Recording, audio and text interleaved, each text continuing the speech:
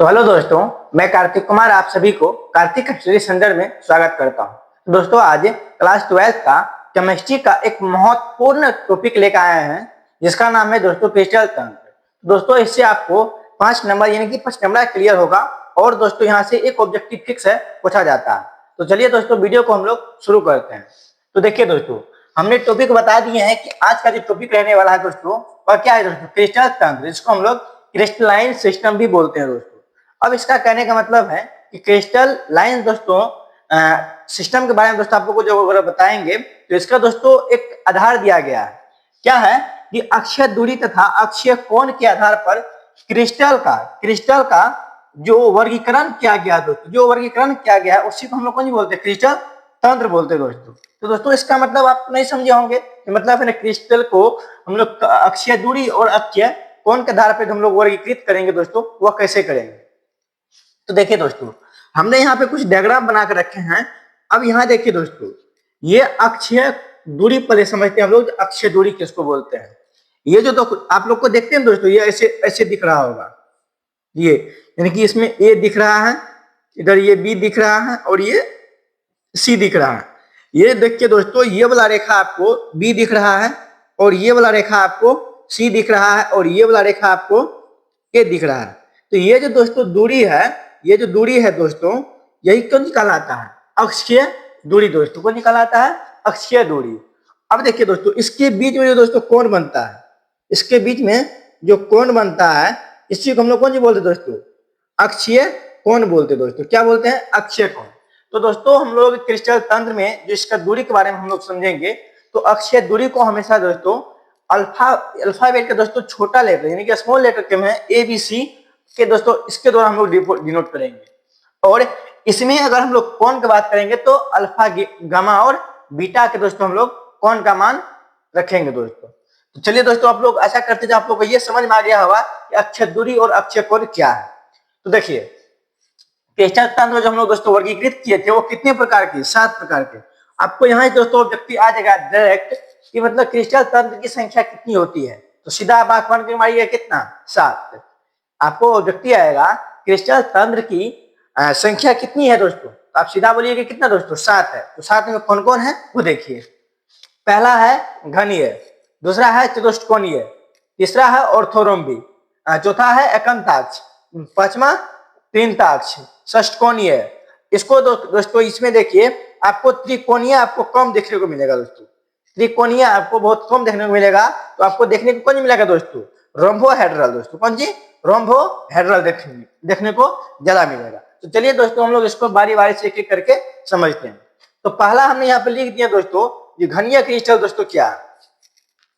अब अगर घनीय क्रिस्टल के बारे में आप लोग दोस्तों अगर परिभाषा लिखिएगा तो परिभाषा कैसा निकलेगा, देखिए हमने यहाँ पे कंडीशन लिख दिए हैं कि ऐसा क्रिस्टल यानी कि ऐसा घनीय क्रिस्टल जिसका सभी भुजा क्या हो, बराबर हो तथा सभी कोण 90 डिग्री के बराबर हो दोस्तों। सभी कोण कितनी डिग्री की, 90 डिग्री के बराबर हो तो उसे हम लोग कौन बोलते हैं, घनीय क्रिस्टल तंत्र बोलते हैं। इसका कंडीशन दोस्तों ये रहा, ठीक ना, कि सभी कोण दोस्तों बराबर है और भुजा भी बराबर है, और सभी भुजा बराबर था ही लेकिन साथ में क्या, सभी कोण 90 डिग्री का है दोस्तों। इसी को हम लोग कौन बोलते हैं, घनीय क्रिस्टल। तो चलिए दोस्तों हम लोग दूसरा तरफ चलते हैं कि चतुष्कोणीय क्रिस्टल क्या है। ये मतलब चतुष्कोणीय का दोस्तों हमने सब कंडीशन यहाँ पे लिख दिए हैं। आप लोग इसमें परिभाषा यानी कि भाषा कैसे ऐड करिएगा हम आपको दोस्तों मतलब बोल रहे हैं, ठीक ना। आप इसको अपने से भाषा बनाने का प्रयास करिएगा ताकि आप लोग एग्जाम में अपने से लिख सके, ना कि आप इस भरोसे है कि सभी को जो लिखाए थे वही लिखना है। ऐसा गलती आप नहीं करिएगा, आप अपनी भाषा वहां पे जोड़ जोड़ के लिखिएगा कैसे क्या करना है। बस आप ये कंडीशन आप याद रखिएगा और सही में आपका काम तमाम है दोस्तों। तो देखिए पहला है पहला तो बता दिया आपको घनीय, दूसरा है चतुष्कोणीय। तो इसका दोस्तों है सभी भुजा दोस्तों यानी कि सभी भुजा यानी कि पहला भुजा बराबर होगा दूसरा बराबर नहीं होगा, और सभी कोण दोस्तों बराबर तो होगा ही होगा लेकिन कितना डिग्री का होगा, 90 डिग्री का होगा। अब देखिए दोस्तों इसका परिभाषा कैसे बनाइएगा, इसका परिभाषा आप कैसे बनाइएगा। देखिए ऐसा क्रिस्टल तंत्र जिसका 2 भुजा बराबर हो तथा तीसरा भुजा बराबर नहीं हो और सभी कोण बराबर हो लेकिन सभी कोण एक दूसरे पर लंबवत हो, तो उसे हम लोग कौन बोलते हैं, चतुष्कोणीय बोलते हैं दोस्तों। तो ऐसा करते हैं, आप लोग को ये परिभाषा समझ में आ गया होगा। तो दूसरा है ऑर्थोरोम्बिक दोस्तों। ऑर्थोरोम्बिक है कि इसका देखिए कोनों भुज आपको बराबर नहीं दिख रहा है और सभी कोण दोस्तों 90 डिग्री के बराबर दिख रहा है। तो इसका परिभाषा कैसे बनाइएगा, ऐसा क्रिस्टल तंत्र जो जिसका सभी भुजा मतलब सभी भुजा एक दूसरे के बराबर ना हो तथा सभी कोण बराबर हो और एक दूसरे पर लंबवत हो, उसे हम लोग कौन बोलते हैं, ऑर्थोरोम्बिक बोलते हैं। ठीक, तीसरा देखिए यानी कि चौथा है एकंताक्ष। एकंताक्ष में भी सेम प्रोसेस है, लेकिन यहाँ पे कंडीशन क्या दिया गया, भुजा तो कोई बराबर नहीं है लेकिन दो कोण 90 डिग्री के बराबर है।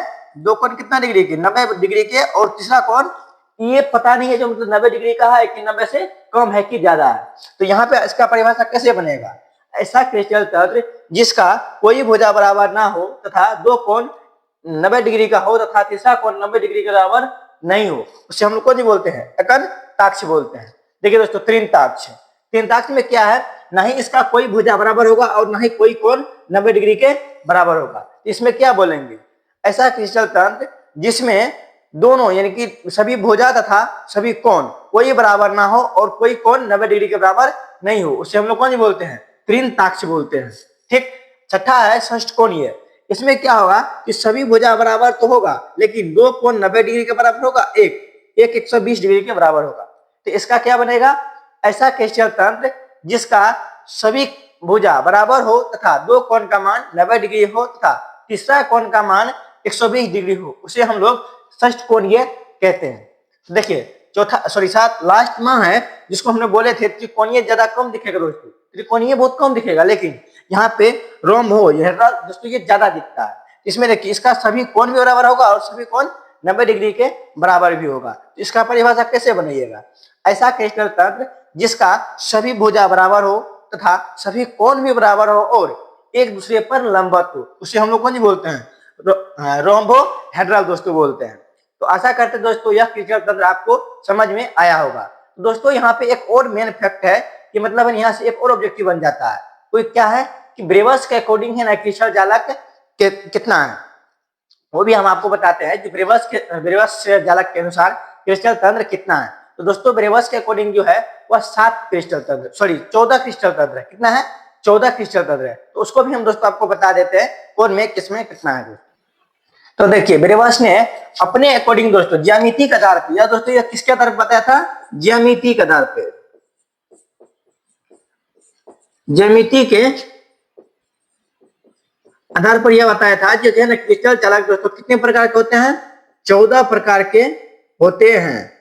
दोस्तों कभी कभी यह पूछ देगा, इसका डेट भी बता देगा, मतलब ये कब बताया था कि 14 प्रकार का होता है, वो 1848 में बताया था दोस्तों। कब, 1848 ईस्वी में बताया था। और यह इसका नाम क्या था दोस्तों, ब्रेवर्स जालक था दोस्तों। तो देखिए दोस्तों आप ये नहीं पूछा जाएगा दोस्तों इसका संरचना कैसा होता है, 14 का संरचना कैसा होता है, बस इसमें यह बताएगा कि घनिया में कितना, ब्रेवर्स जालक के अकॉर्डिंग है ना घनिया क्रिस्टल में कितना क्रिस्टल था, ये बताइएगा 3 होता है दोस्तों। अब हम यहाँ पे लिख दिए दोस्तों कि घनिया का दोस्तों कितना होगा दोस्तों, ब्रेवर्स जालक के अकॉर्डिंग घनिया क्रिस्टल तंत्र में दोस्तों क्रिस्टलों की संख्या कितना होता है, 3 होता है। और चतुष्कोणीय में 2 होगा दोस्तों, ऑर्थोरोम्बिक में 4 होगा, ऑर्थोरोम्बिक में कितना 4, एकंताक्ष में 2 होगा और त्रिंताक्ष में 1 होगा, एकंताक्ष में 2 होगा, त्रिंताक्ष में 1 होगा, षष्ठकोणीय में 1 होगा और इधर क्या बोलते क्या रोम्बोहेड्रल में 1 होगा दोस्तों। तो टोटल अगर गिनिएगा दोस्तों तो टोटल कितना पड़ेगा दोस्तों,